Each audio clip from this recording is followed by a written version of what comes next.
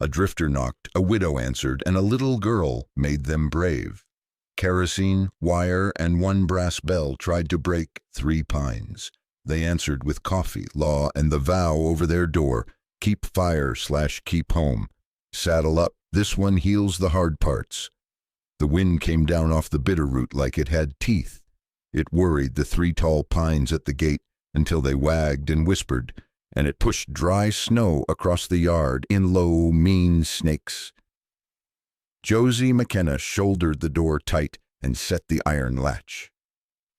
The cabin smelled of banked ash and wet wool.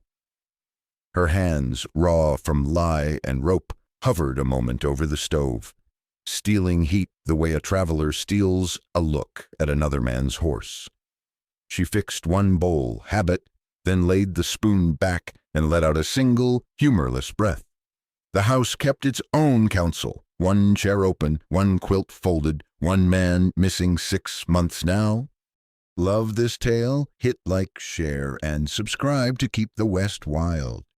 Out past the window, the corral rails wore a line of frost, and the old barn hunched into the weather like a bull that knew another winter was coming whether he wanted it or not. Hoofbeats rose slow from the road, careful, not cocky. Josie set her palm on the Spencer by the jam. 2 riders took shape against the pewter sky. The first sat straight in a worn duster, hat dark with old wet.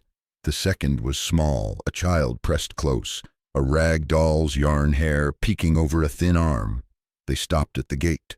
The man swung down in the manner of someone whose legs had learned too much saddle.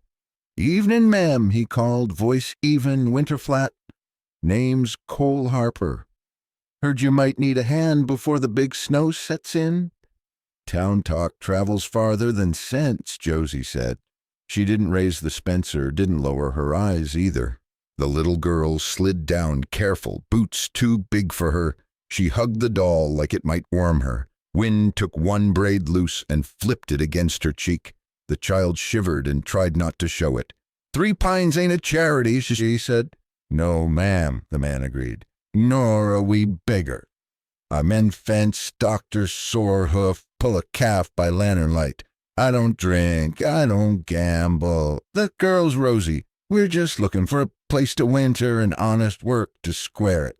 The name landed soft as ash. Rosie. Josie felt something tilt inside, small as a nail in a pocket. The bell under the sill, the brass cowbell she'd rigged to a leather thong the winter wolves came, nudged against her boot when she shifted. Good to know it was there. Good to know lots of things were where she left 'em. "Soup's on," she said at last, stepping back from the door. "Eat first." Talk after warmth climbed into their faces as they came through. Rosie's eyes went big at the quilts on the wall and the tin star Samuel had cut for Christmas 2 years back.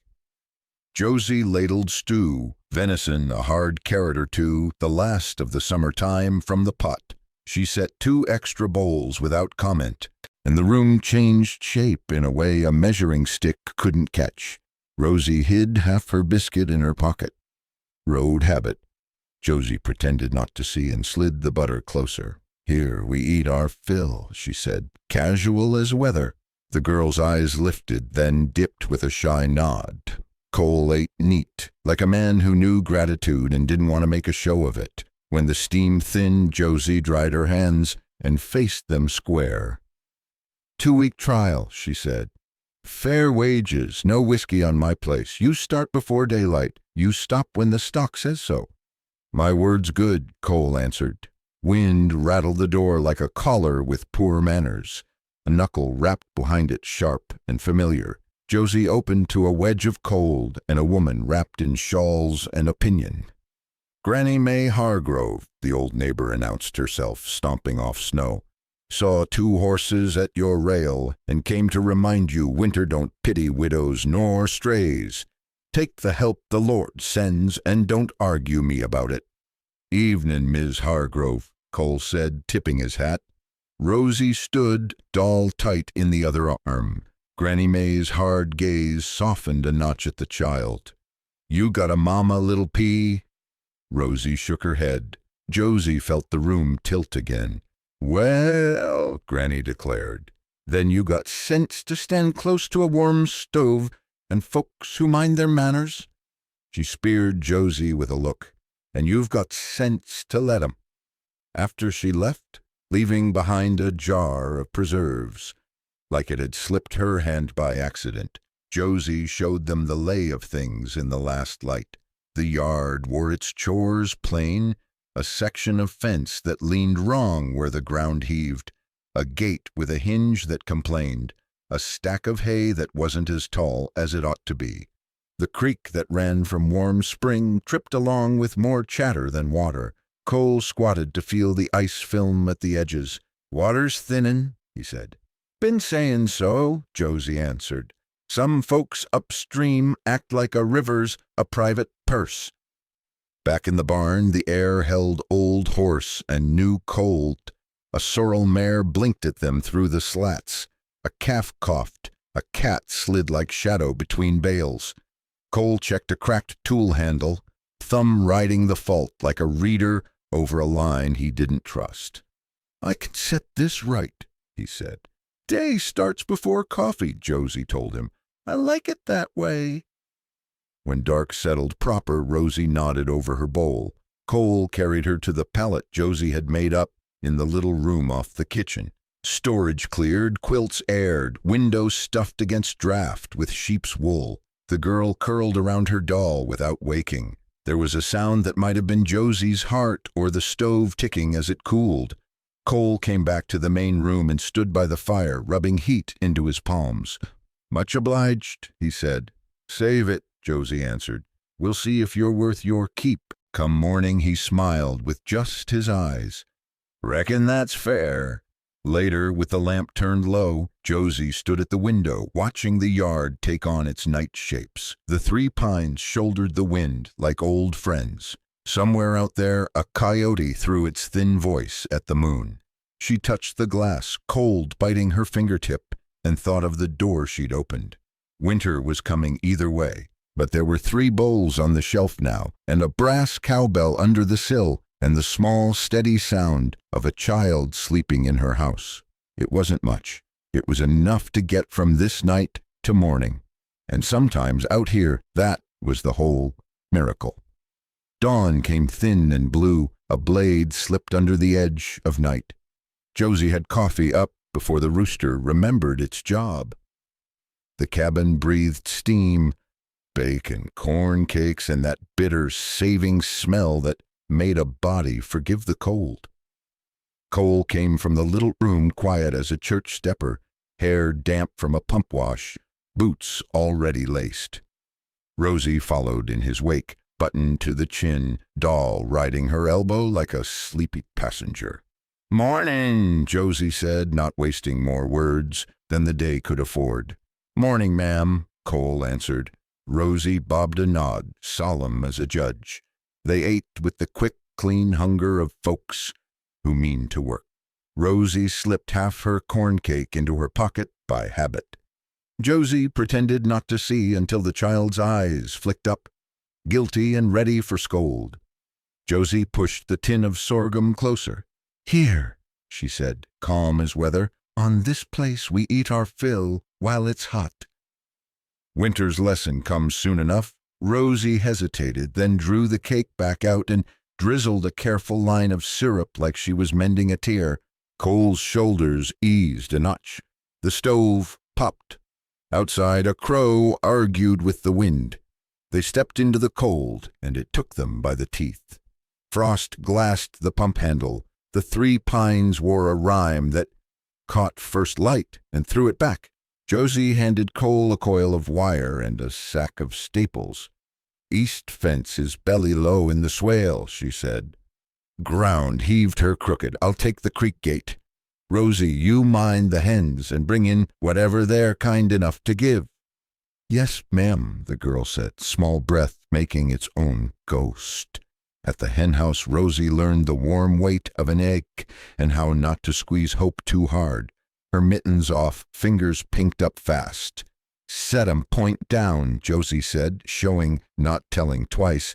They keep better that way. She hooked the cowbell whistle with a thumb where it hid under the sill. Quick glance to make sure leather hadn't dried and cracked. Still sound, still there. By the swale, Cole tested frost-bit earth with a shovel heel, and set posts true by feel more than I, a man whose hands remembered the old dance. Brace, plumb, tamp, check the lay, then pull line tight until it sang like a fiddle string. He replaced a split handle on a fencing maul with a spare he'd fashioned the night before, cut wedge true, drove it neat. No brag to him. He worked the way water works a stone. Near noon, Granny May's buggy showed, the old mare blowing steam like a mill. Granny climbed down with a jar of pickled beans and the day's allotment of opinion. "Fence'll never hold where that swale runs soft," she observed, squinting at Cole's line. "'Less you said it like a man who's met a north wind before." Cole set the last staple and gave the wire a testing pluck. It thrummed steady. "Reckon this north wind and me got introduced a time or two," he said. Granny's mouth twitched, half approval, half warning. She shifted her gaze to Rosie, who stood cradling a basket lined with an old feed sack. 6 brown eggs, nested like coins in a bank. "Well now," Granny said softer, "that's a day's worth of glad in a small basket." Back at the house, Josie poured coffee and unrolled the paper she kept in the ledger drawer. 2 sheets gone creased from being folded and unfolded through hard months. "This is how we'll do it," she said. 2-week trial, sun up to sundown, Sundays lighter. Cash wage due every Saturday night, plus board for you and the girl. No whiskey on my land and no cards at my table. My gates, my say. Cole read it slow, lips moving once on the number. He reached for the stub pencil, signed neat, Cole Harper. His hand paused, then he wrote one more word under it, word, and drew a short line like a brand. He pushed the paper back with 2 fingers. "My bond's my breath," he said. "Break one, you lose the other."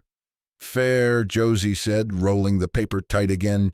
She tied it with cotton string and put it back in the drawer with the tally of feed and the note from the bank that slept like a rock in the belly of the place.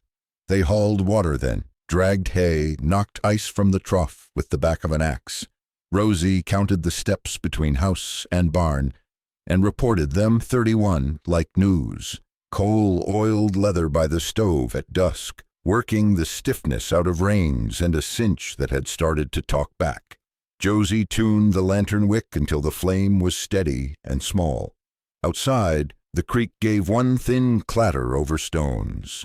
Not enough water for a valley this size, not for long. "You've got claims upstream?" Cole asked, not looking up from the strap he was nursing back to life. "Some men act like a spring is theirs to cork," Josie said. "Marshall says paper's the only coat the law owns."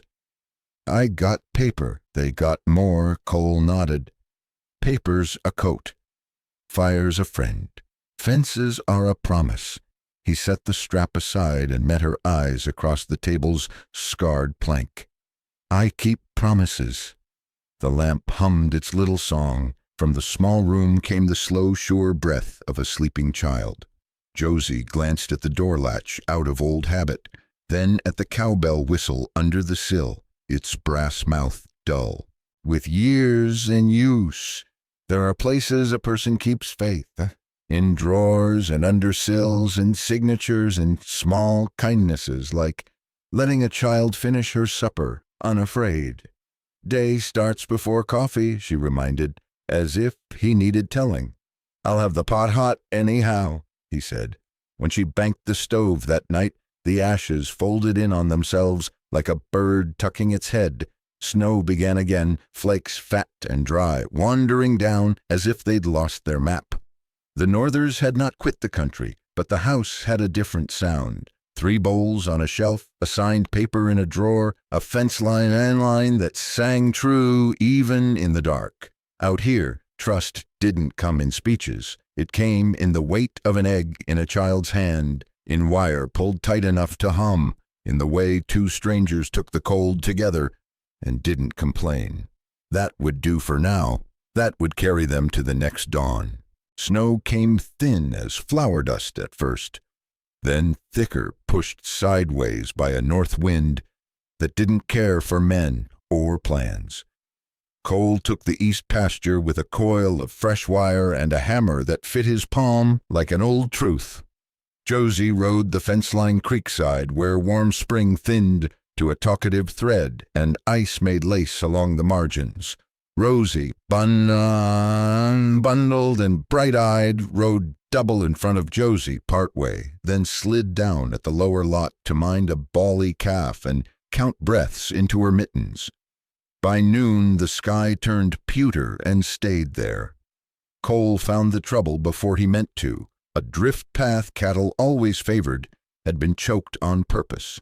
Barbs glinted under powdered snow. 3 tight strings laid belly-high from cottonwood to rock, ends twisted with a hand that liked tidy damage.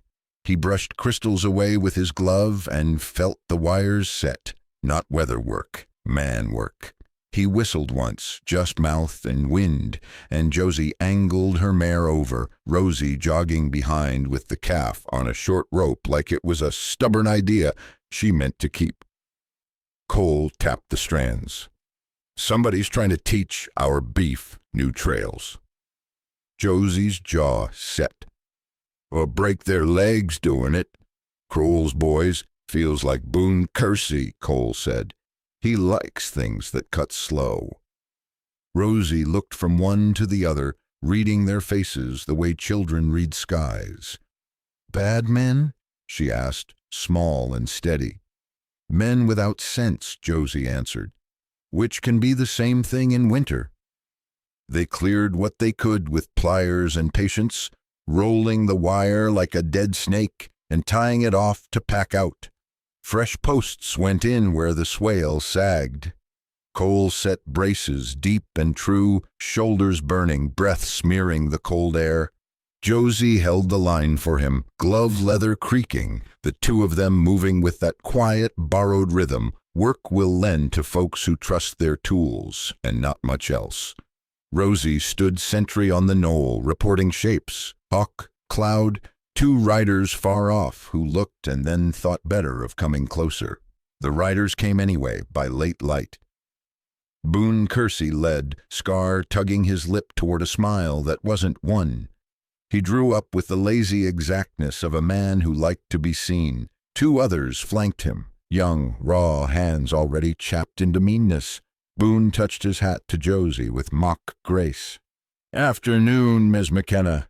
Fine day for fence mending. Hope you ain't fixing to run your critters across Mr. Crowell's hospitality again. This is McKenna ground, Josie said, and you're trespassing. Take your hospitality and turn it around. Boone's pale eyes slid to the child. Weather turns cruel on small folks, I always say. Never know when a calf wanders or a fire takes a notion.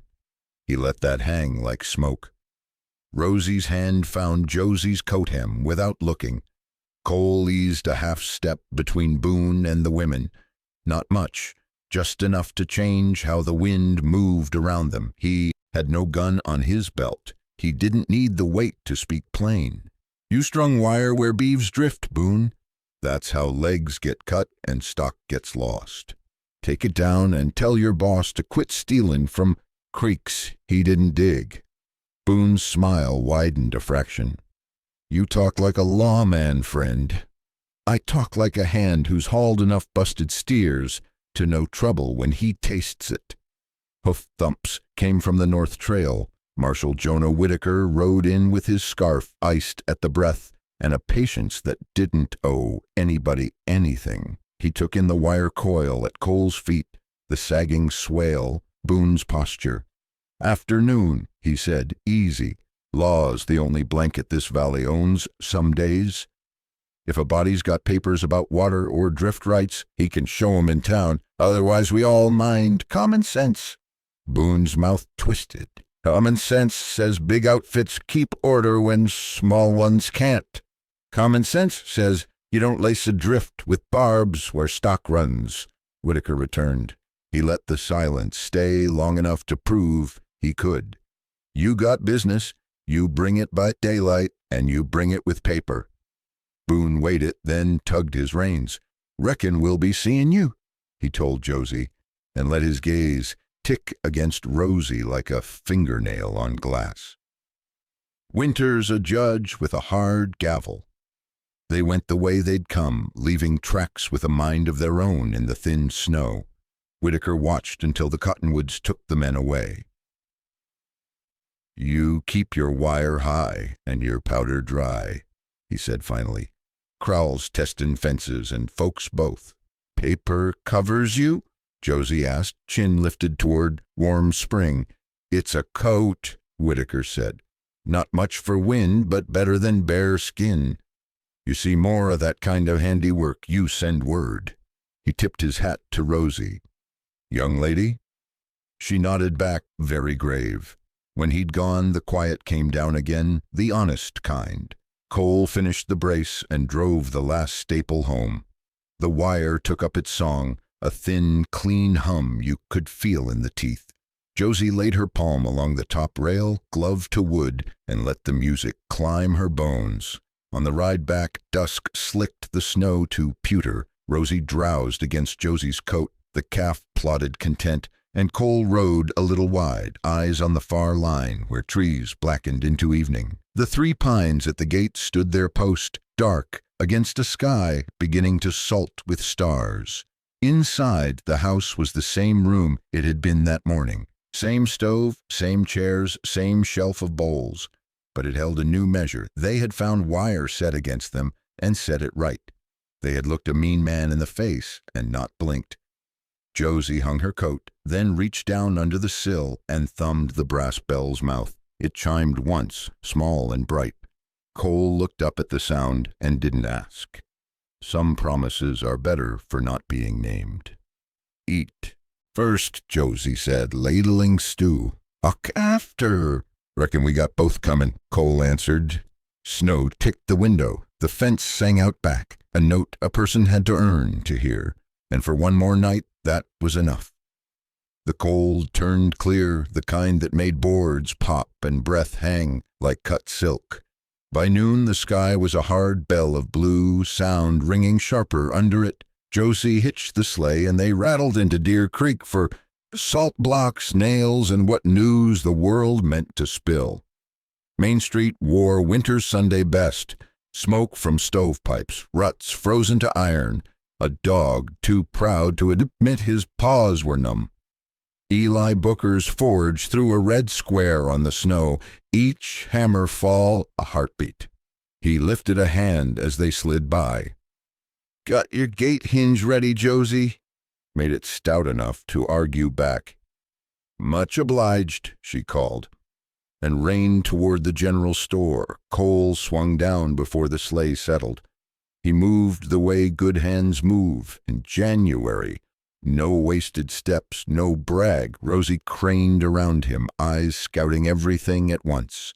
Stacked flour, a bolt of blue calico, a tin horse with one wheel dented where some other child had loved it too hard. Henry Talbot at the counter kept a pencil behind his ear and a ledger that knew half the valley's secrets. He looked over his spectacles at their list. Salt's gone dear. Word is Crowell's men bought up a wagon load last week.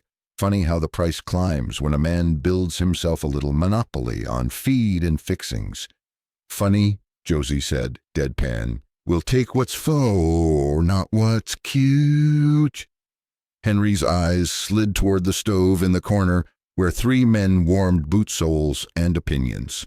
One wore a city coat that didn't fit the territory, and the other 2 wore Crowell's brand in their posture.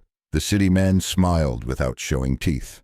Afternoon, he said. Name's Temple. I represent Mr. Silas Crowell's interests in certain contracts and water matters. We don't drink ink, Granny May said, from a chair by the window materializing like a winter saint. She'd taken a ride to town ahead of them somehow, as old women do, faster than rumor when it suits. And we don't buy weather, Temple's smile didn't crack. "No offense meant, ma'am. Mr. Crowell is keen on order. He'll be submitting formal drift rights proposals come spring. Be a help to you small outfits. Standardize things. Fewer accidents. You know how winter throws folks off there."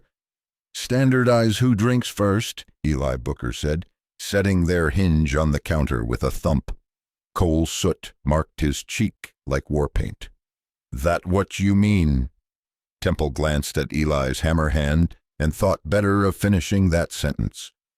"Mr. Talbot, we'll collect the salt on account." He tipped his hat to the room in general and left a little draft for everyone to enjoy. They watched through the window as he crossed the street to the hotel, where the whiskey came in clean glasses and Crowell's riders didn't have to listen to the rest of the valley. Boone Kersey lounged on the porch rail, boot heel cutting idle notches in the paint. He looked up long enough to let his gaze snag on the sleigh, then turned away like a man saving something for later. Henry wrapped nails in brown paper, slid salt blocks on the scale, wrote numbers with a care that said he'd answer to them. "You watch your outbuildings," he said, voice low. "Folks been hearin' riders where they ain't business to be." "Law got ears?" Josie asked. "Marshall's got ears and spine," Henry said. "Crowell's got money and a reach. You put the difference together however you like." Outside, Eli loaded the hinge and took the far end of the salt without being asked. "You hear this?" he said, nodding toward the hotel, where a piano sawed itself ragged. "Sound of big money keepin' warm," he sniffed. "And kerosene. Hotel's lamping heavy. That smell gets in a man's coat. Makes it easy to follow him in the dark. Useful smell," Cole said, quiet approval in it. The two men traded a look that fit like a clean splice of rope. Work talk, simple and enough. Rosie had drifted to the blue calico, a finger smoothing the cloth like it held a map. "Pretty," she breathed, catching herself and straightening like a hand caught off duty. "Earned wages buy prettier," Josie said, mouth soft. "We'll see come spring." They rattled out of town with the sun slanting cold and yellow. The creek ran thin and talked too much. On the far ridge, crows marked something with ugly interest, then lifted when the sleigh's shadow touched them. At home, Cole set the new hinge and hung the gate plumb. The latch clicked sweet. Rosie delivered warm eggs like treasure and got to chalk a tally on the kitchen slate. Josie wrote figures in her ledger and crossed through two that had grown teeth in the margin. Numbers were frostbit things in a thin winter. They needed tending, too. Twilight found them at the corral, listening to the way cattle settle, a slow music of breath and hoof. The air smelled of clean manure and horse blanket, and the iron edge of coming weather. Over by the woodpile, Granny May sharpened a kitchen knife with a stone that had seen more years than the house. "Man from Crowell talking like a preacher," she remarked, not asking for the story because she'd already heard it from the wind. "Said order." "He meant leash. Marshall said papers a coat," Josie replied. "We'll wear ours and see if it keeps." Granny spat once. "Neat. Paper keeps a man decent who was half decent to start. The other half you keep by standin' next to folks who'll stand next to you when the cold mean mugs your door." Her eyes slid to the brass cowbell hidden just inside the sill. "And by ringing the right bells when the time comes." They ate early, beans with fatback, corn cakes, the last of Henry's summer peaches put up in syrup that remembered July without lying about January. Rosie told the cat under the table that spring was a real thing she had personally seen, and the cat blinked like a skeptic who wanted to be convinced. After supper, Cole brought in the harness to oil by lamplight. He worked methodical, hands turning dark leather to a dull shine, the smell of neat's foot and smoke making a winter church out of the room. Josie mended a glove, needle flashing. Crowell sent a man in a city coat, she said, like they were discussing a fence post. City coat'll soak same as any, Cole answered. Boone was there. Boone's a moth. He flies to whatever burns. The lamp hissed, steady as a good horse. Outside, the night held its breath. A flake or two tapped the window, then thought better and quit. Far off, something yipped and was answered. The three pines talked like old men on a porch. It might have been peace if a person had never met the other kind of night. Rosie's voice came from the little room, soft and drifting. "Mama, Josie?" She'd said it by accident the first time a week back, and then not again. Careful, like stepping on new ice. Tonight it came easy, unafraid. Josie set her mending down and went to her. The child's braid had come loose in sleep. The doll lay face down like it had had a day. You think the kittens have warm dreams?" Rosie asked without opening her eyes. "They do when a girl keeps the fire fed," Josie whispered. "Sleep now." "We've got weather to meet in the morning." Back at the table, Cole had set the harness aside and was studying the window in a way that listened more than looked. He spoke without turning. "There's a smell in the air that don't belong." Josie caught it, faint under wood smoke and lamp oil. A sour ribbon, oily like the hotel had breathed out miles it shouldn't. Kerosene carries. So does trouble. "Tomorrow we split the herd by the willows," Cole said. "Keep 'em off the old drift. I'll set a night watch on the barn door till this passes through or breaks." "It won't pass through," Josie said. She stood beside him, shoulder to shoulder, eyes on the black window that held their faces, Fritz's, and the lamplight between. "Men like Crowell don't leave a place alone because it deserves to be left alone." "No," Cole said, "but they can be made to mind their manners." He reached for the lamp and turned the wick down until the flame was small and clean. In the dim, the brass cowbell under the sill took what light there was and kept it. The house felt like a held breath between one season and the next. Out in the dark, the pines shouldered more sky than just seemed fair for any trees to carry. They banked the stove. Cole spread his bedroll on the main room floor, where a man could hear the door think. Josie slid the bolt home and palmed the cowbell once, a promise pressed into brass. Somewhere beyond the yard, a horse stamped and settled. The kerosene thread in the wind curled and thinned. "Sleep," Cole said. "Work first," Josie corrected on old reflex, but the room had decided otherwise. The Northers had sharpened their knives. Whatever was coming had found their name. And inside the small house that kept its own counsel, three hearts slept close, as if that were an answer big enough to worm a valley. The smell hit first, raw and wrong.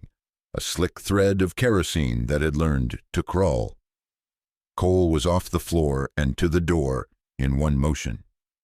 By the time the latch lifted, light slammed the yard, orange, leaping, loud enough to make a man forget his name.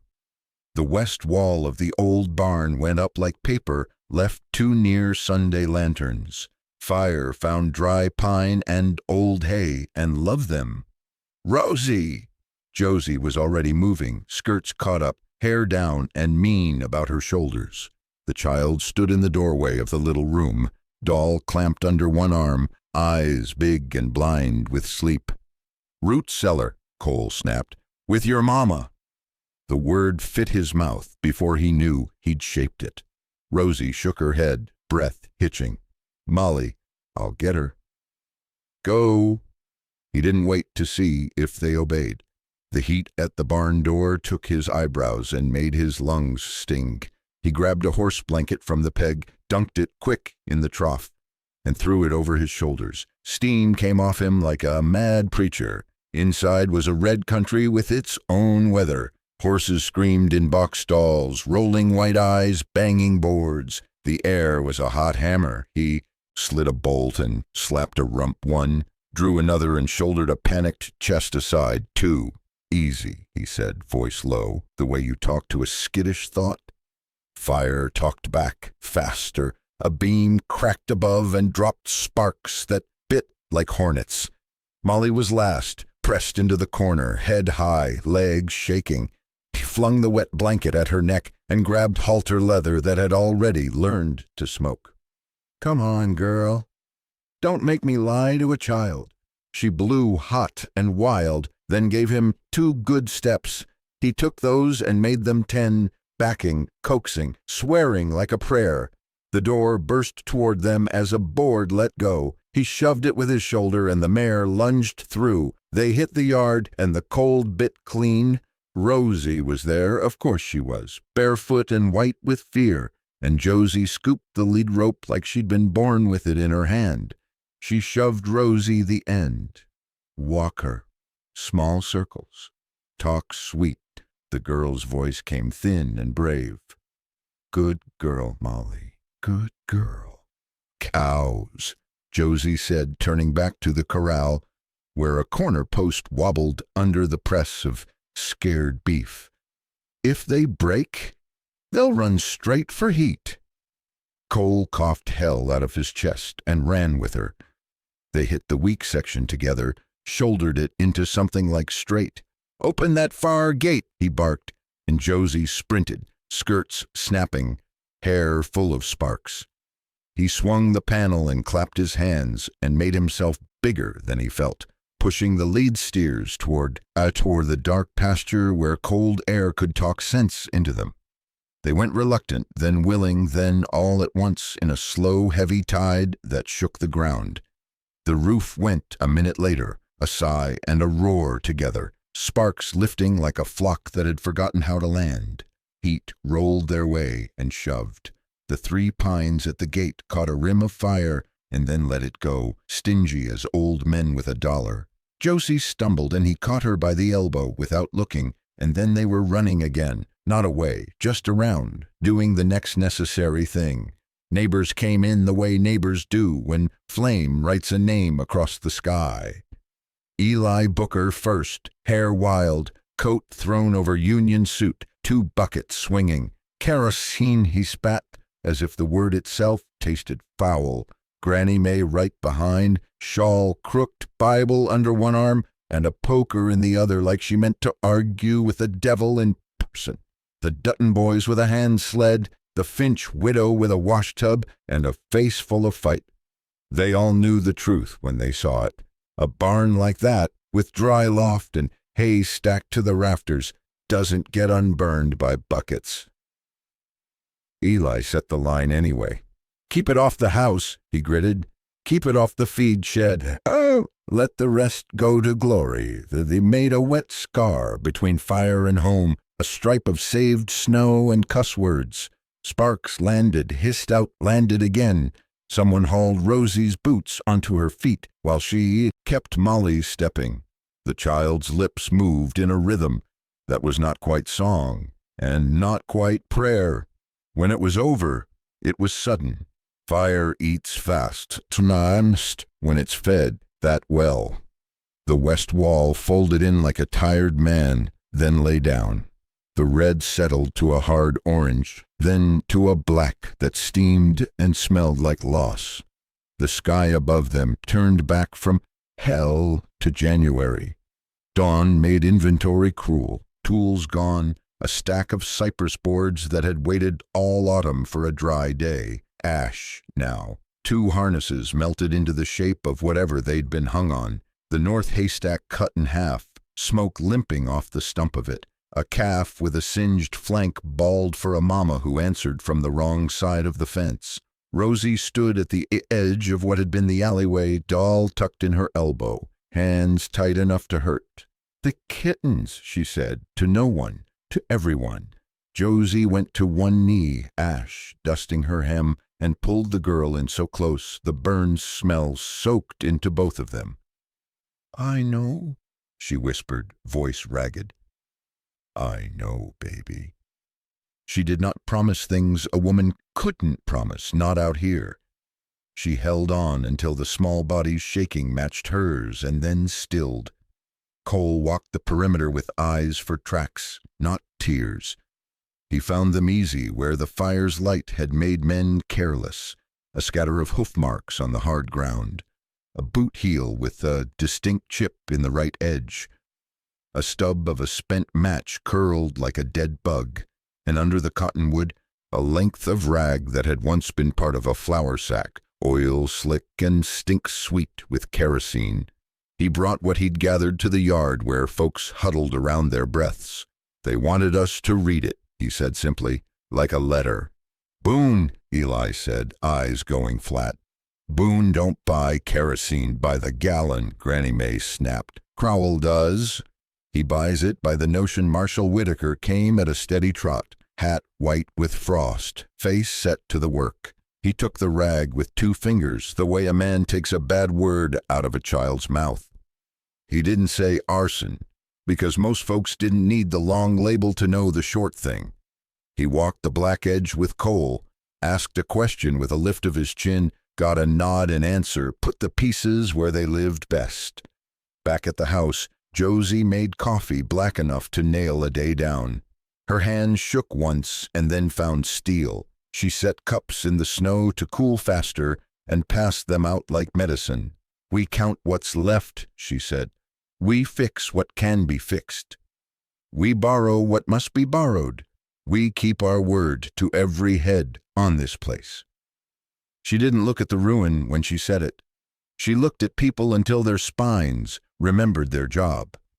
We raise her again, Eli said. He didn't ask. He looked at the Dutton boys, who nodded because they were built like yes, daylight tomorrow. I'll bring sills. I got a beam we can steal from the shed that was waiting. On my own roof. My roof can wait.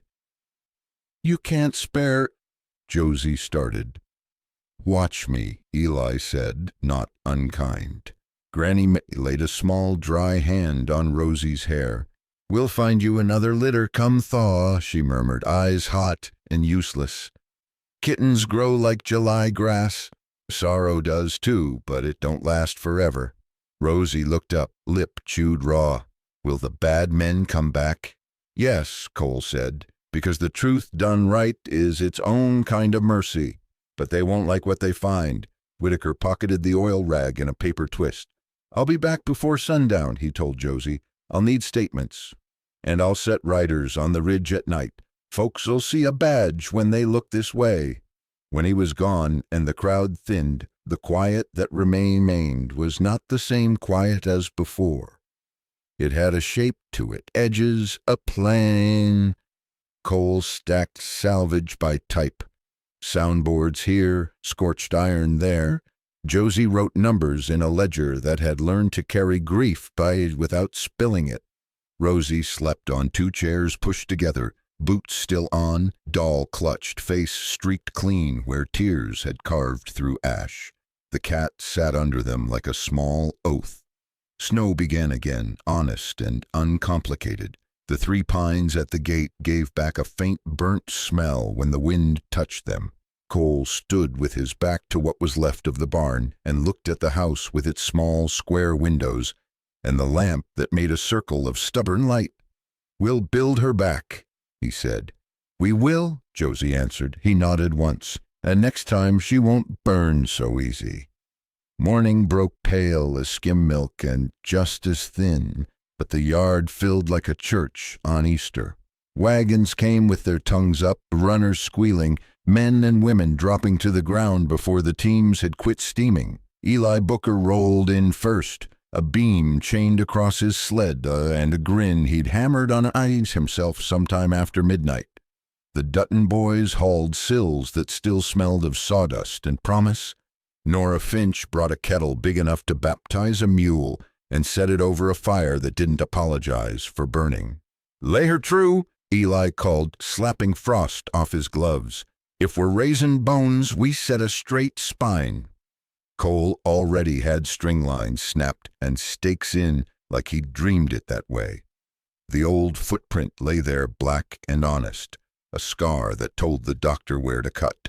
We'll square off the downwind corner and double the posts, he said. Fire won't take this side easy again. He had a pencil behind his ear and ash in his hair, a foreman's calm and to his voice. Granny May planted herself near the kettle like a general at the map. You, hand me that onion. You, the shorter boy, yes, you, fetch kindling. Don't grin at me, I ain't your granny. Marshal Whitaker posted 2 riders on the ridge and tied his roan in the lee of the smoke. He set his badge where folks could see it, but kept his mouth shut unless someone asked. When Josie caught his eye, he gave one small nod. I'm here. It was as much as law could promise in a land this big. The first sill hit frost with a hollow knock that traveled up a body's bones. Men lifted and set, boots chewing old cinders into the snow. Cole eyed the bubble, shaved a hair off the notch with a draw-knife, and settled the timber again. There, he said. The word wasn't pride. It was permission for the rest of the day to begin. Rosie, boots on proper and hat cinched, darted between the tasks on small errands that mattered, fetching spikes, holding a plumb line still, carrying messages that would have seemed like noise from any other mouth. Mama Josie says Stu wants salt, she informed Granny. Mr. Eli says the west brace needs an inch. The cat says he doesn't like hammers. Hammers don't like cats neither, Granny replied, but her hand softened Rosie's braid as it passed. By noon, the frame stood like a skeleton against a bright winter sky, ribs casting bars of shade on the snow. The sound of work turned to a living thing, saws fretting, mallets thudding, breath clouding, a laugh breaking where one was earned. Cole climbed, toes sure on temporary cleats, and walked the top plate the way a man walks a line he has chosen. He slung rafters up with the Dutton boys, swung them in, and toe-nailed fast, his face gone raw with cold and content. Pitch this roof steep, Eli said from below. Make the snow slide like a bad idea. That's the plan, Cole called, driving another nail home. Steeper buys us time and keeps the loft dry. At ground level, Josie moved through the chaos with a ledger in her head and a kettle in her hands. She was everywhere, easing a team back from the pile when they started to fuss, swapping out a dull bit for a sharp one in Eli's hand as if she'd read his thought, tipping boiling water into a wash basin so men could thaw fingers without losing the day to numbness. When she passed Rosie, she bent low. You count who's fed, she said. Don't let me miss a mouth.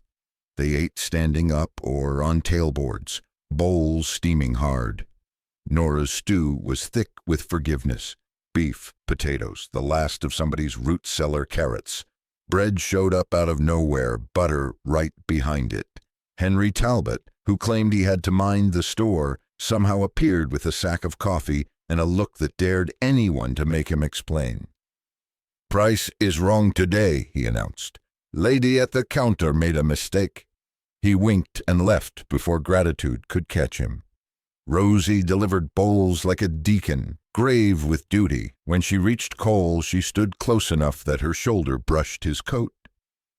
It's real pretty, she said, chin tipped up to the high ribs of the new barn. It's strong, he corrected gently. Pretty's a dress. Strong keeps horses alive. She considered that, solemn as a judge. Strong is prettier, she decided. Afternoon shortened its stride and turned gold at the edges. The ridge riders kindled their lanterns early. Little moons pricked into the blue to say, we're watching. Whitaker made a slow circle of the place, studying things the way a crow studies a field. He paused at Josie's porch, eyes landing briefly on the sill where the brass cowbell slept. Good tool, he said, like he was admiring a rifle. Rings true, Josie answered. Between them hung the thing neither had the breath to name. If trouble came, they'd spend their names on it. When the last rafter was set, Eli called for silence that settled quick as snow. He pulled a plug of tobacco, changed his mind with a glance at Rosie, and stuffed it back in his pocket. There's a way of doing this that's older than any of us, he said, voice rough from a day of air and holler. He lifted a small evergreen bough, winter green against all that raw wood, and tacked it to the ridge with 2 neat blows. We set a tree to ask the Lord for mercy on this roof and the critters it keeps. And on the hands that raised it, heads bowed, because that's what heads learn to do when a thing bigger than muscle is in the yard. Rosie looked up through her lashes, memorizing the green against the sky. Work started again without being told. Bracing went in. Door frames squared. Cole lag screwed hinges. Eli's iron bit and beautiful to posts that would take a mule's argument without flinching. He walked down off the skeleton, legs shaking a little in the good way, and tested the latch. It clicked with a sound so right it made the hair on Josie's arms rise under her coat. "Listen," Cole said. "I hear it," Josie answered, and she did. The house across the yard exhaled like a body that had been holding itself too tight. The 3 pines nodded. Even the burned place under the new sills seemed to settle into being useful again. Night hung a blue curtain. Whitaker's riders showed themselves by riding the fence once, lanterns swinging, then melted back to their posts. Folks bedded down in wagons or on straw. In the half-made barn, and maybe guns within reach and snores starting up like a chorus. Granny May took the pallet by the door because she'd declared herself hinge keeper for the night. "Wake me if the devil fancies a waltz," she warned no one in particular. By the cook fire, talk softened. Men spoke of water like it was a cousin that had fallen on hard times. Henry said Crowell's lawyer had been sniffing around deeds up and down the creek. Eli spat thoughtfully into the dark. "One man corks a spring, all of us choke. We ought to put our names on a paper, says who drinks, when and how, so a fancy coat can't sell the same water twice." "Contract," Whitaker said, eyes half-lidded but listening like a cat. "Drift rights, water share, signatures enough to make a judge yawn from reading. You want to stop a rich man, you make him bored first." Josie stared into the stew's last simmer. The brass cowbell caught a lick of firelight from where it hung by her chair, and for a heartbeat the sound of it lived in her head. "We'll write it," she said. "We'll sign it, and we'll keep it like we keep fences." Tight and neighborly Cole watched her profile take that oath and felt the click of something falling into place, same as the hinge had done. He could see the winter in her face and the spring behind it. They banked the coals and let the night come over them like a quilt a dozen hands had pieced. Rosie curled against Josie's side, warm as a hidden pocket, and the doll, face washed clean of smoke, rode her arm like it had done something useful today. In the half-made barn, wind threaded the new rafters and found no purchase, slipping on the steep pitch like truth on a lyre. Sometime deep, a coyote sang thin from the ridge and got told to hush, by a man who didn't bother to open his eyes. The lanterns bobbed steady, marking the rim of their small, stubborn world. Tomorrow would put on nails and shingles and all the fixings that make a building into a promise. Tonight there were bones enough to hang hope on. Cole lay with his hat over his face and his bedroll under his shoulders, and listened to the kind of tired that heals instead of hollowing. He could feel the valley arranging itself, not kinder, but more together. He let that be his prayer, and, under the sill of the house that had refused to burn, the cowbell waited, brass mouth cool, ready to speak when speaking would matter most.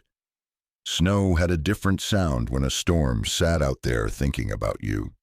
The air listened. Even the creek held its tongue. Toward evening, a man came walking up the lane with his hat in both hands, like he'd borrowed it from a better day. He was narrow in the shoulders, coat too thin, mustache gone to winter. Cole met him at the gate because a gate is where you learn a person's business. "Name's Miguel Ortega," the man said, eyes skittering once toward the burned patch, once toward the house where lamplight drew a square on the snow. "I worked Crowell's south pasture till last month. Didn't leave on account of wanderlust." "Step in," Josie called from the porch. Cold steals words you might need. Inside, the stove had a respectable bank, and the room smelled of coffee and saddle soap. Miguel held his cup with both hands like he meant to memorize it.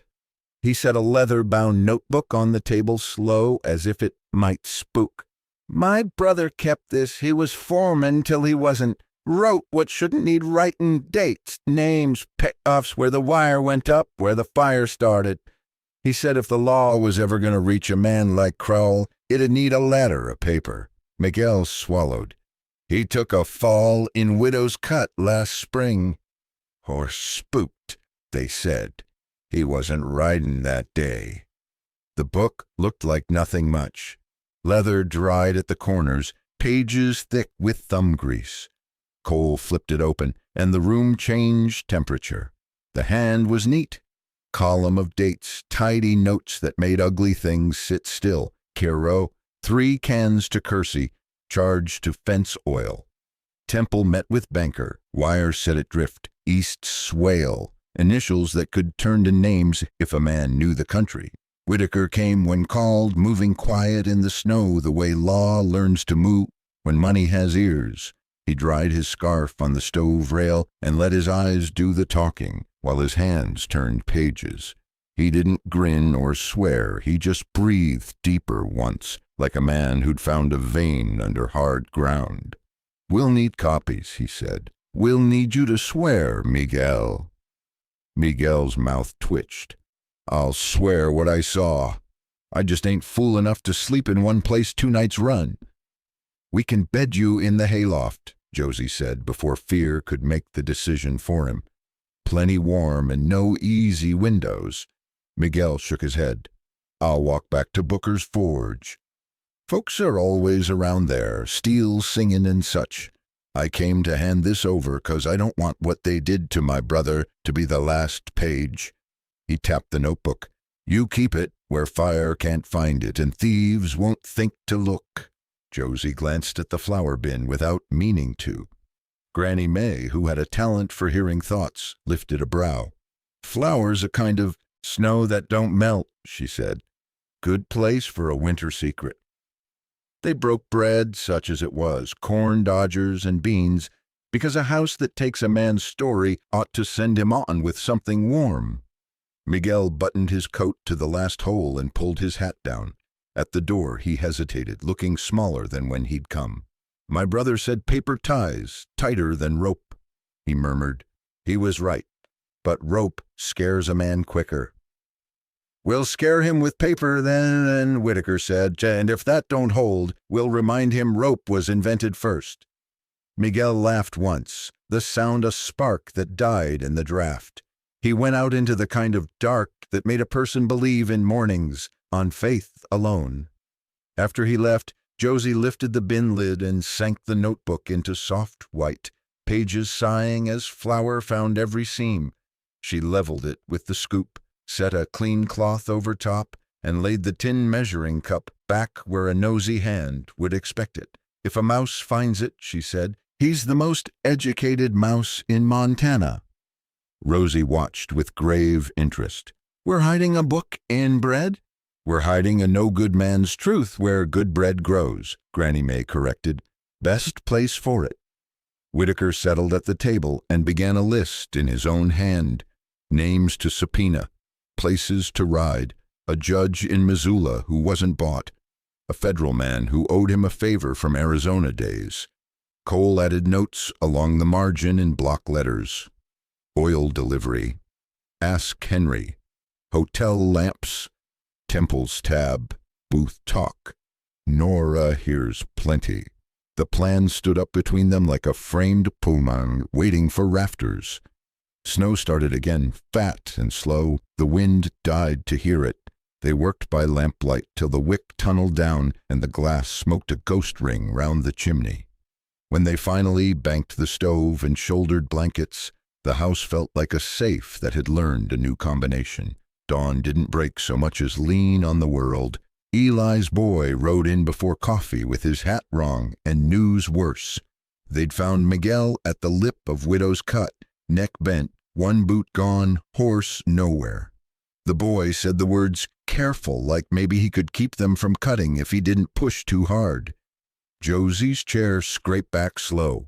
Cole put a palm flat on the table to stop the shake that wanted its say. Whitaker shut his eyes and opened them again with the long, patient sorrow of a man who had seen the same page too many times. "Rope scares quicker," Granny May said, voice like iron left in weather. "Crowell's boys picked quick." "We won't pick quick," Whitaker answered. "We'll pick clean." He stood. "I'll ride. Talbot will have to log a body. I'll see who signed what and when. You all keep your heads down and your doors latched." After he was gone, the house held still the way a church does after a funeral. Rosie edged closer to Josie's hip and slid her hand into the wool of the skirt. "Does the notebook still work?" she asked, "if the man who brought it can't talk anymore?" "It works louder," Cole said, surprising himself with the heat in it. "It works for two men now." They moved through the day on the rails they'd set for it. Chores, stock, nails where nails belonged, because motion can be a kind of prayer. At noon, Josie pulled the flour bin again, set the cloth aside, and lifted the book. Like bread risen right. She and Cole copied pages neat at the table, two hands steadying the same truth, while Rosie ground the nib in a saucer of lampblack like she was sharpening a small sword. One copy went under a slab behind Eli's forge, wrapped in waxed cloth. One stayed here under flour. Whitaker took the original to sleep under his badge. Toward dark, a wind came up from the canyon that smelled of rock and a little of the man they'd lost. Josie stood on the porch and let it pass her face. Cole came to stand beside her without speaking. The new barn ribs cut the sky into honest strips. The brass cowbell under the sill was cool under her palm. She considered ringing it just once for a soul gone quick, but sometimes you keep bells for the living. "Paper ties tighter than rope," she said. "And colder," Cole answered, "but it holds longer." They watched the ridge until the first star showed where the canyon spat its dark into the world. Dinner was quiet. The cat sat on the woodbox and pretended not to listen. When Rosie finally slept, Josie pulled a quilt to her chin and stared at the ceiling's plank lines, as if they were a road map out of winter. "We'll be ready," Cole said from his bedroll, voice low enough not to wake what shouldn't be woken. "Next time they come, we won't be standing flat-footed in our own doorway." Josie's hand found the edge of the quilt and gripped. "We're not alone in this." "No," he said, "not anymore." The wind worried the eaves and quit. Snow ticked like a clock nobody wound. In the flour bin, truth slept under a clean cloth. Out in Widow's Cut, the night kept its terrible silence.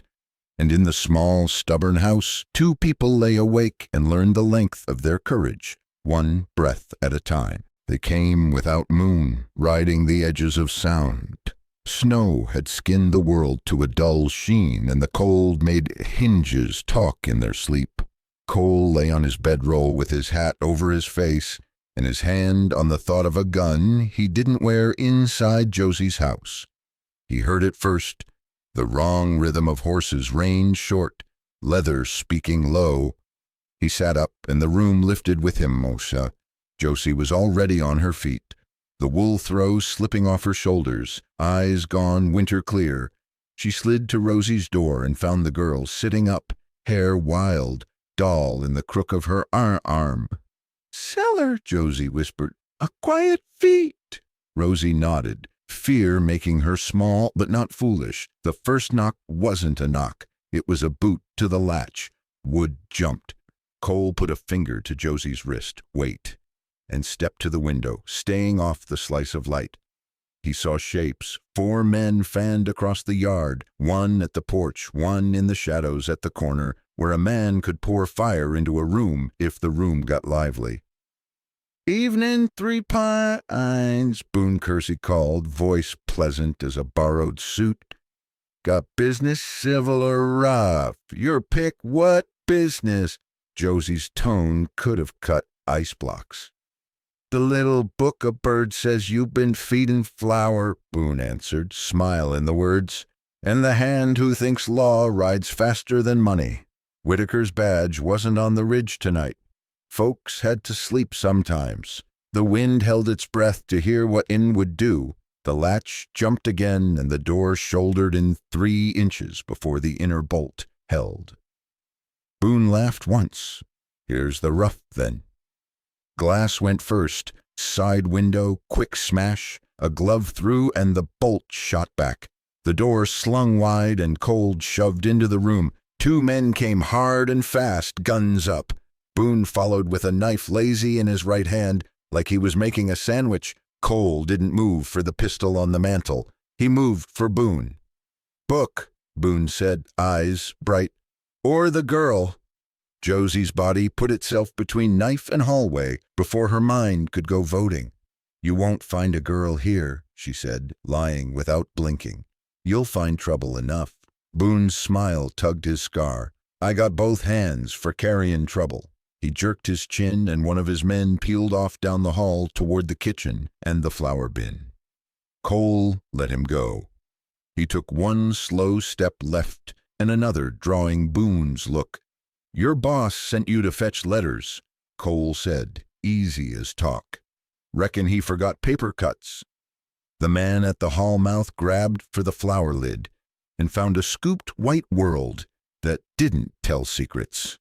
His sleeve brushed the brass cowbell under the sill, the one Josie had checked 100 times in habit and hope. It chimed soft as a spoon on china. Boone's head snapped half a hair toward the sound. Josie's thumb hooked the leather thong where it hung by the hinge. She ripped it, and the cowbell's mouth called the valley like it had the right. The little bell wasn't loud, but the night itself carried it over the frozen creek, up the pasture, through the stand of pines where Eli had taught his boys to listen. Lanterns panic when they hear a bell. Neighbors don't. Boone moved the way mean men move when a thing slips. He lunged. Cole met him with both hands and a short truth.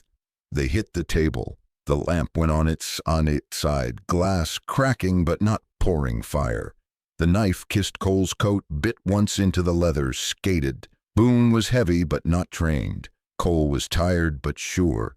They went to the floor in a grunt that woke the house to its frame. The man with the pistol at the broken window flinched at the bell and fired high. Plaster sneezed. Josie stepped into the shot like she was stepping into a dance, arm punching the man's wrist against the jamb. His pistol spat into the cold night instead of into her kitchen. She slammed the door with her hip and shot the bottom bolt home. It bought heartbeats. That's sometimes all a person needs to change a day. Book! The flour bin man yelled, coughing flour like snow he'd swallowed. In the bin, you genius, Boone snarled, and then his breath left him as Cole's forearm cut across his windpipe. The knife pawed at the air and went clatter. Cole shoved it under the stove with his boot without looking. Hoof thumps. A shout that sounded like Eli when he didn't bother with words. Another like Henry Talbot, proving the store wasn't the only thing he could mind. Lantern light came in from the yard in ragged ellipses. Back door, Boone barked. His men faltered, then found their courage in the wrong place and turned to run into a yard that had stopped belonging to them. Whitaker's voice came low and deadly from the porch. Drop 'em. 2 guns hit the snow like they'd found a quicker way to be cold.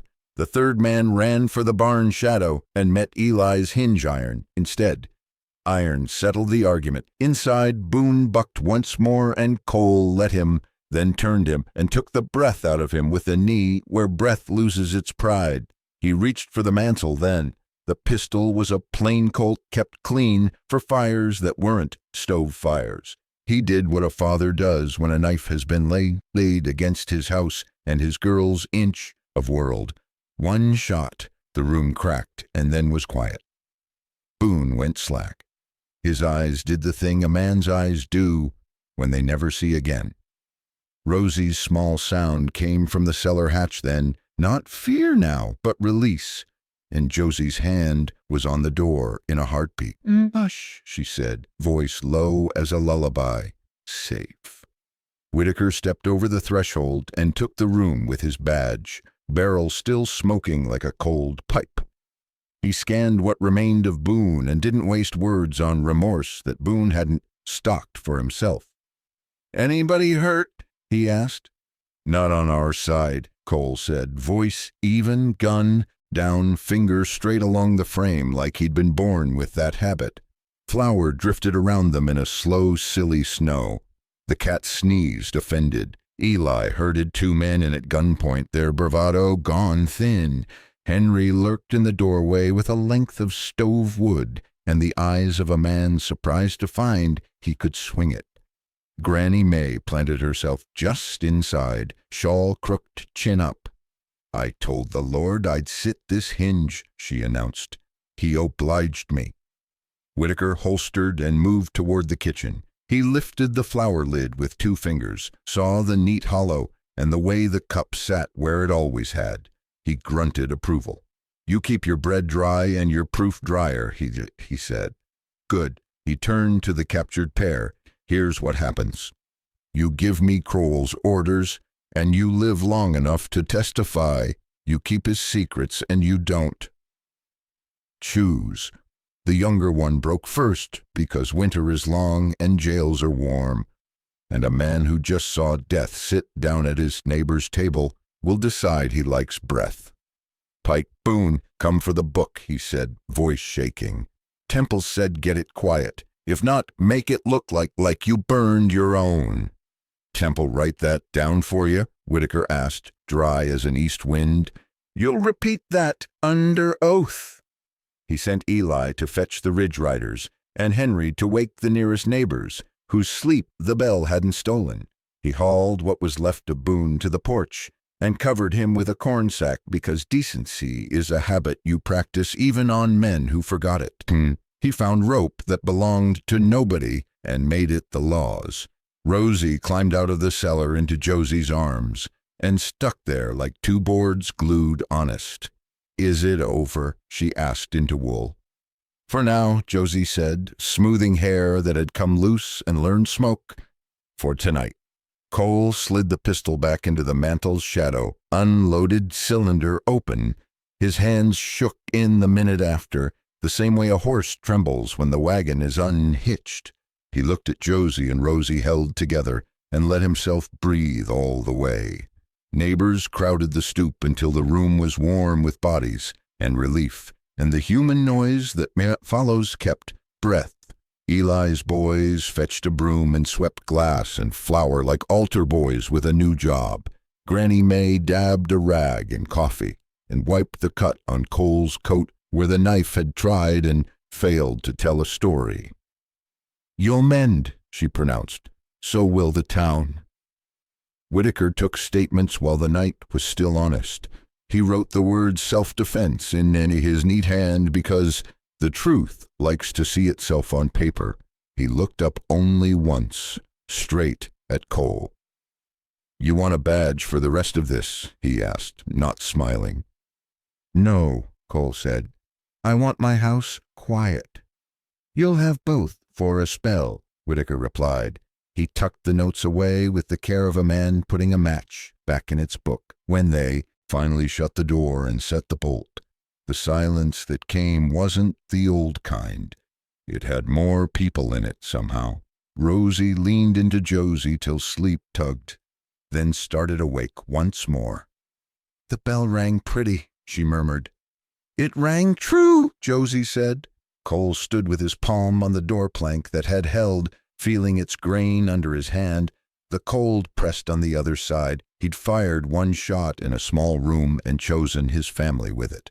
Outside, the three pines moved their shoulders against the wind, like men settling after a fight. The cowbell hung quiet again, brass-mouthed dark.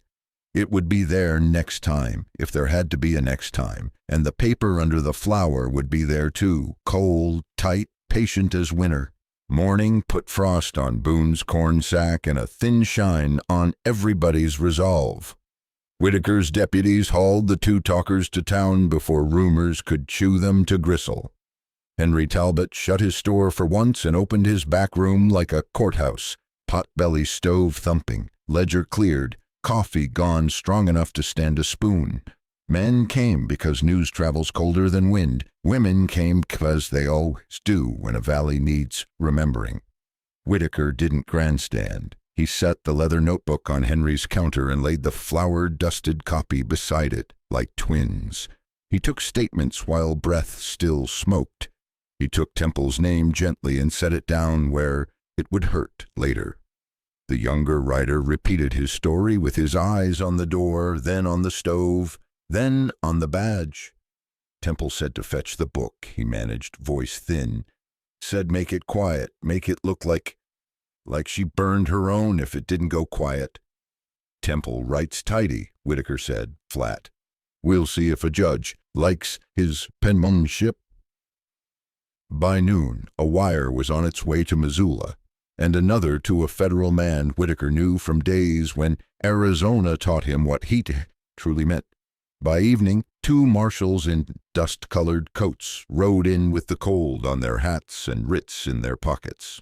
One read the ledger with his lips moving, the other listened to the valley breathe. They walked through the hotel with a smile that was not for company, and took Temple off the porch without raising their voices. Paper does that when it's stacked right. Cyrus Crowell didn't thrash.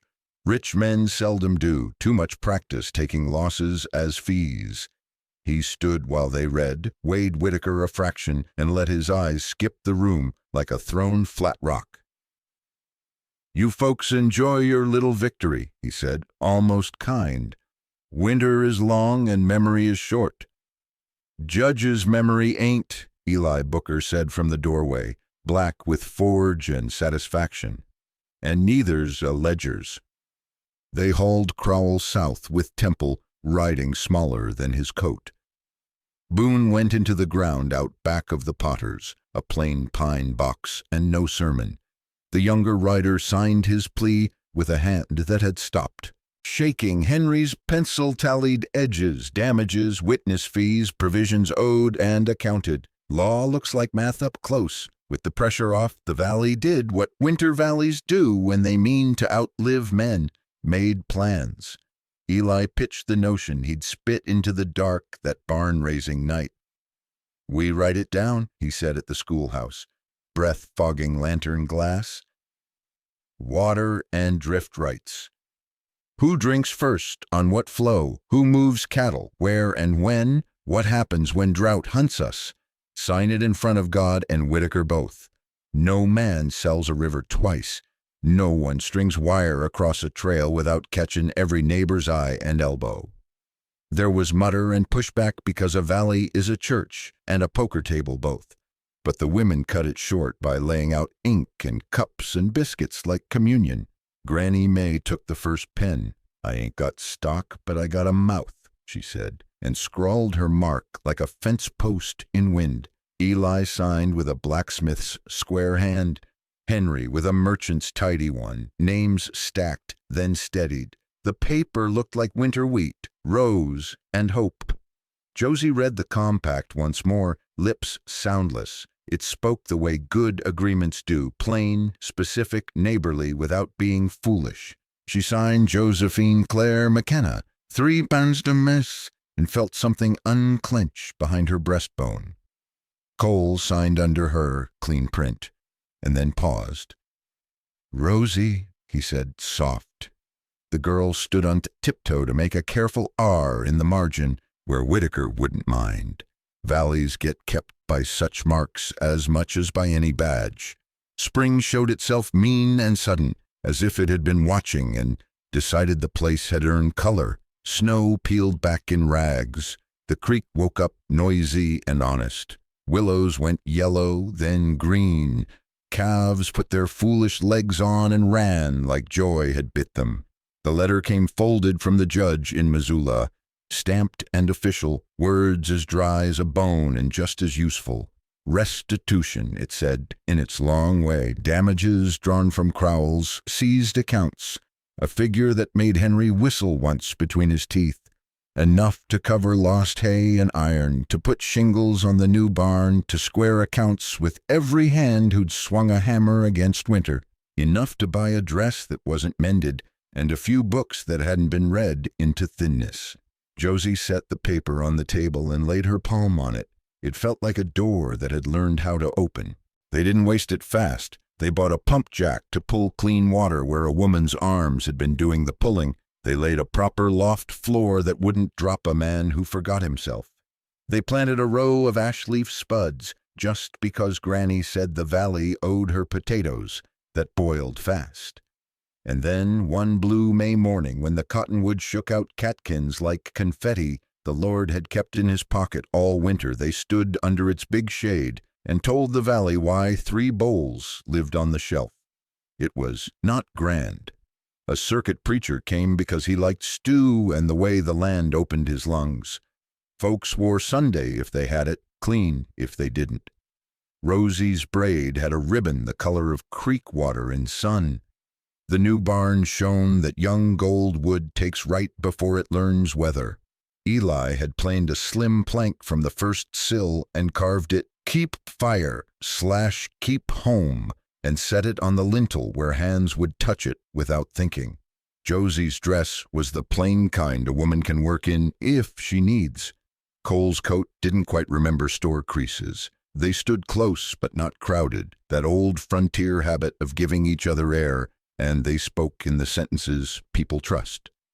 The preacher asked if there was anything to be said before he said the parts folks expect. Granny May stepped forward and set a hand on each of their arms, her palm a brand no one minded. "I watched you 2 hold a hinge when hell wanted through," she said. "I ain't got further counsel than do that again." They promised in a language cut to fit, to keep fire, to keep home, to lift when the other fell short, to remember the names of the dead without living like the dead had the deed to their daylight. Cole added a line that wasn't in any book: "I'll keep our fences honest and our doors unafraid."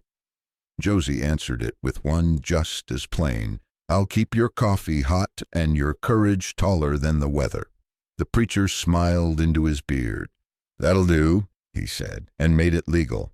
Rosie scattered wildflower petals like she was sowing a future, and then barreled into them both with arms that didn't bother with ceremony. "Mama Josie," she said out loud for everyone to hear, because the valley should learn new names, same as it learns new springs. The cheer that rose turned the air warm. They ate long. Fiddles found their strings. A pie arrived from a kitchen that had never sent one before. Whitaker came in late, dust on his coat, a look like a man who had finished the piece of work a town asked of him. Crowell pled to save himself the slow dance. He said low to Josie as he handed over a folded paper with a wax seal. "Temple's heading east in irons. You won't see either again till your hair's gray. If then, good," Josie said.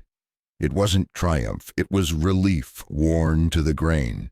Whitaker watched Rosie twirl with Eli's youngest, her ribbon a streak of creek.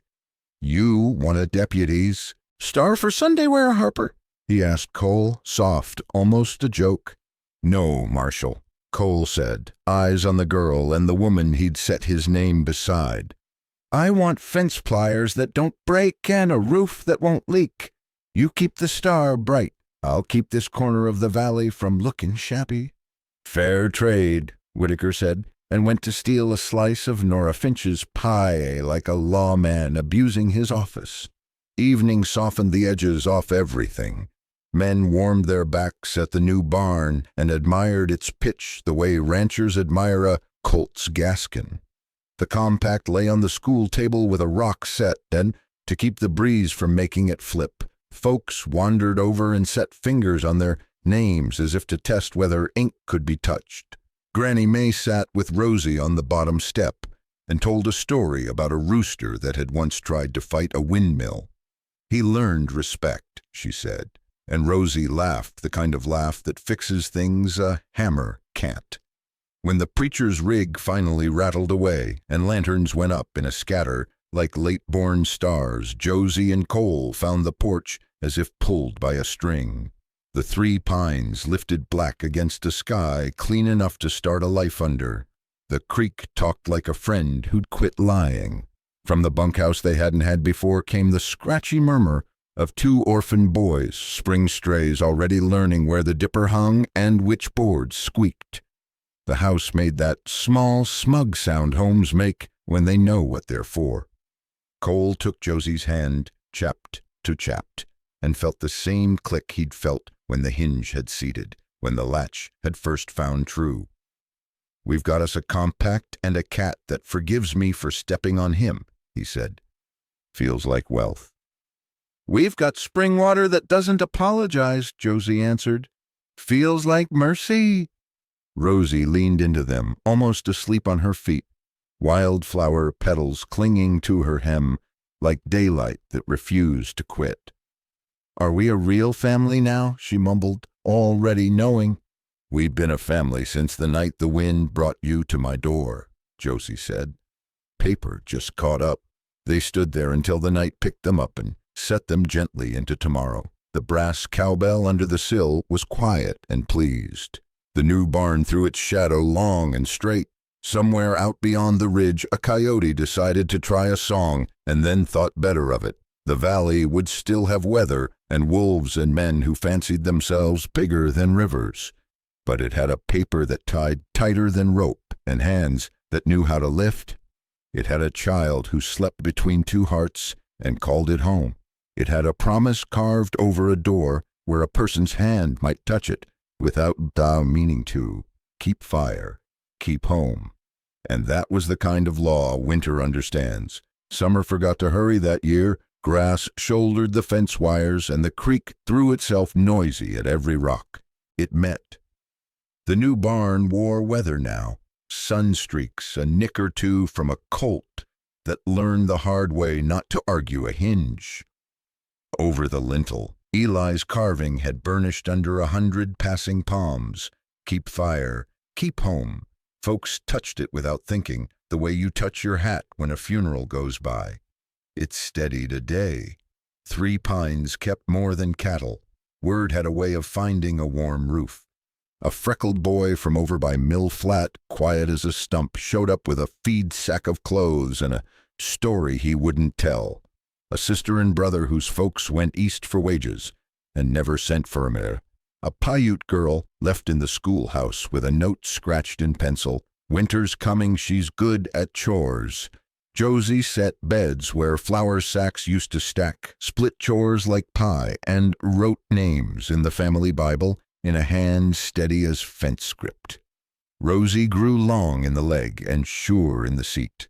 She could throw a loop now without scaring a cow half to death. And she took her turn at dawn with pale, chin-set, braid tied with whatever ribbon had survived the last wash. She kept the little ones busy with jobs that mattered: egg counting, berry sorting, the solemn office of gate latch. And she told the cat stories about kittens that had never learned fear. The cat listened like a judge who favored mercy. Cole ran fence and water the way a man runs breath, constant, without complaint. He taught the new boys how to set a post true by feel, not eye, how to read a cloud on the far ridge and know if it meant hail or just a day you'd wish you'd brought bacon in your pocket. He said little unless words were tools. When he did speak, folks listened for the weight in it. Rosie copied that habit and kept her father's quiet like a toy in her pocket. Good to fetch out when noise didn't help. The water compact lived on the schoolhouse wall under glass, Eli framed from 2 sash he'd rescued. Folks still argued about it sometimes, men will, but they argued under rules they'd signed. When warm spring ran high, buckets sang. When it ran low, the valley didn't turn on itself like a hungry dog. It rationed and remembered. Whitaker rode less often with his badge showing, and more with it tucked under his coat like an old ache, a comfort that didn't need bragging. Autumn brought a thin edge again, honest and earned. They stacked hay tight, pitched loose thatch out of the loft so mice had to find religion elsewhere, and oiled leather till it drank no more. Josie wrote figures clean and square, lines adding up to a winter that would be hard but not mean. The house smelled of apples and lamp smoke and wool drying out of rain. Nights she read from a tattered reader by lamplight, poems that fit in a pocket, and psalms that didn't lie about valleys. Little heads nodded against quilt hills. Somewhere near the hearth, the cat snored like a whistling kettle that had made peace with itself. One evening a storm walked the ridge in boots. You could hear wind found all the new seams and tested them like a banker tapping a coin. The younger kids stuck to the windows until lightning made a fence of the night and thunder turned their bones to tuning forks. Cole checked the doors, then the latch, then the bell under the sill.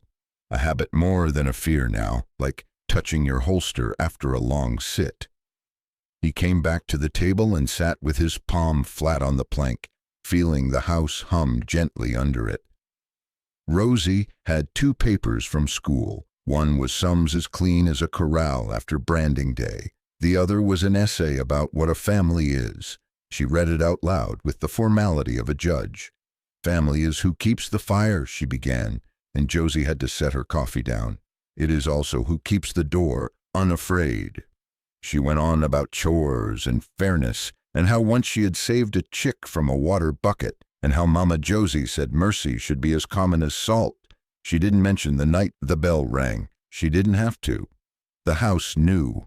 Later, when the kids were stacked in sleep like cordwood, and the cat finally consented to share the warm spot, Josie and Cole took the porch the way thirsty people take a dipper.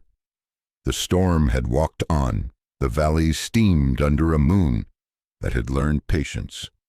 The 3 pines shouldered off their wet and settled like old men after a good story.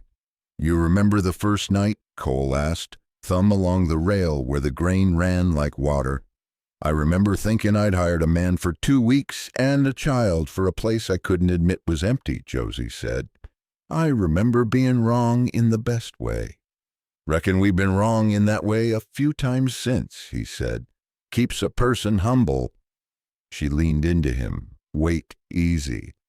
"Keep fire, keep home," she said, not reading the lintel, just saying what their days had been saying for a year now. "I didn't think words could hold that much." "They only can if you feed 'em," he said. "Same as a stove." Silence came, not empty but full, like a barn with the right kind of ghost in it. Across the yard, the bunkhouse window showed a square of lamplight and a small figure holding up a book to another, finger moving under lines. The creek talked to itself.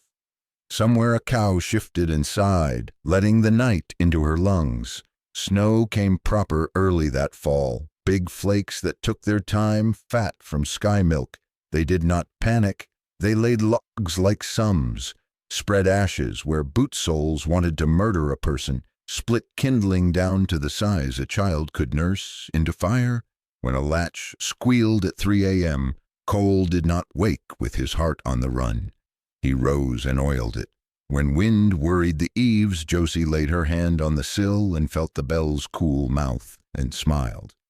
"Some alarms you keep for what's gone and some for what might come." Most nights demanded neither. Come spring again, 3 pines turned a year older in the right places. Rosie roped her first calf. Clean, laughed like a shout, and put the rope away neat. The freckled boy found his story in a letter from an aunt who wanted him if he still wanted her.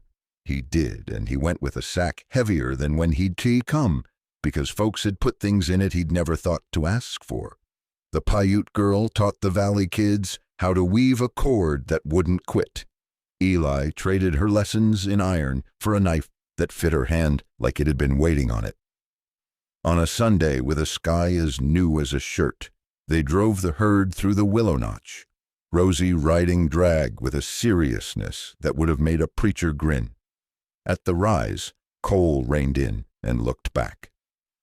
The barn held gold in its boards. The house sat itself square and unashamed. The pines showed that same stubborn three. Down by the porch, the little ones had turned the cowbell into a game, ringing it and running to see who could save the valley faster. Josie stood in the doorway and let them ring it. She knew the difference between practice and fear. "All things in their time," Cole said, as if the words had just occurred, though they'd been walking with them since the night the wind cut a door into their luck. Josie touched the brim of her hat and answered, like a vow, "And ours came right on time."